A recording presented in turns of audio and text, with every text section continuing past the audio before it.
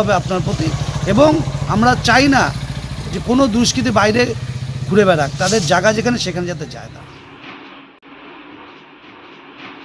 নমস্কার প্রিয় দর্শক, আপনারা দেখছেন গ্রামীণ সমাচার। এখনও জনশূন্য তৃণমূল নেতা কৃষ্ণ দাসের বাড়ি। কৃষ্ণ দাসকে ধরাদের পরামর্শ দেন প্রাক্তন বিজেপি যুবনেতা শ্যামপ্রসাদ।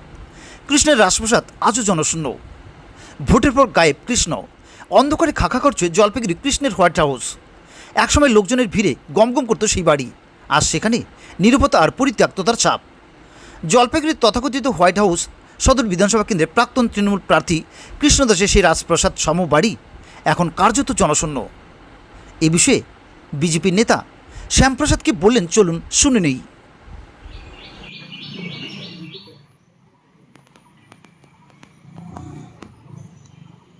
কৃষ্ণবাবুর বাড়ি তো জনশূন্য, এখনও আটক হয়নি।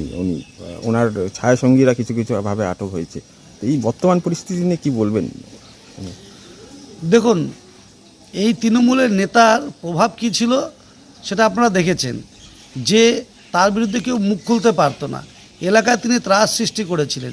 বিভিন্ন নির্বাচনের সময় আমরা দেখেছি তিনি অস্ত্র হাতে নিয়ে সাধারণ মানুষকে মেরেছেন, সাধারণ মানুষের ঘরবাড়ি ভেঙেছেন, এবং তিনি সরকারের পক্ষে থেকে প্রচুর দুর্নীতির কাজ করেছেন। জমি দখল থেকে শুরু করে অনেক দুর্নীতির কাজ করেছেন। তখন তৃণমূলের সরকার ছিল, দুর্নীতিগ্রস্ত সরকার ছিল, চোরের সরকার ছিল। সেই সরকারের পতন ঘটেছে, মানুষ তাদেরকে ছুঁড়ে ফেলে দিয়েছে। বর্তমান পশ্চিমবঙ্গ জনগণের সরকার হয়েছে, এবং এই দুষ্কৃতী যারা দুষ্কর্ম করেছে তাদের প্রত্যেকের বিরুদ্ধে তদন্ত হবে এবং তাদেরকে আইনের আওতায় এনে তাদের শাস্তি বিধান করা হবে। জনরোষ চারদিক দিয়ে তার বিরুদ্ধে রয়েছে। তিনি নিজে এত আতঙ্ক সৃষ্টি করেছিলেন যে তিনি এখন নিজেই আতঙ্কের মধ্যে আছেন। কেন?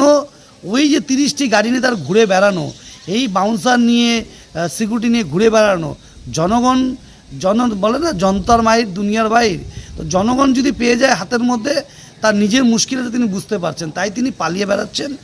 আমরা বলবো যে আপনি পুলিশের কাছে গিয়ে সারেন্ডার করুন, পুলিশ আপনাকে আইনের আওতায় এনে বিচার করবে। কারণ যতদিন পালাবেন জনগণের রোষ কিন্তু তত ক্ষিপ্ত হবে আপনার প্রতি, এবং আমরা চাই না যে কোনো দুষ্কৃতী বাইরে ঘুরে বেড়াক, তাদের জায়গা যেখানে সেখানে যাতে যায় তারা।